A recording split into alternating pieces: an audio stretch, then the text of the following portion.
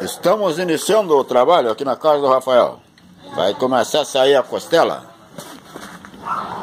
Aguardando o negócio chegar para fazer o assado. O fogo já está grande.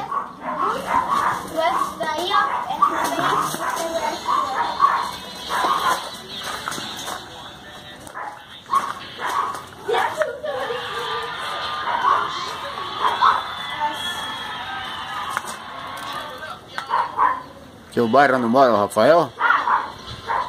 Filhão velho.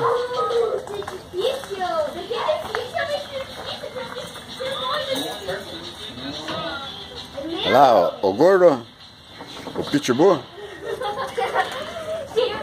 E as meninas, a Mana com o João dançando.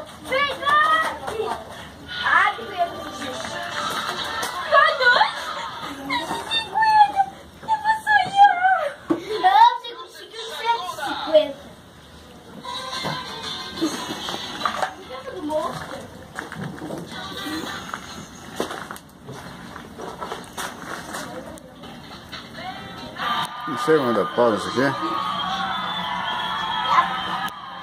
Deixa eu pegar um banco.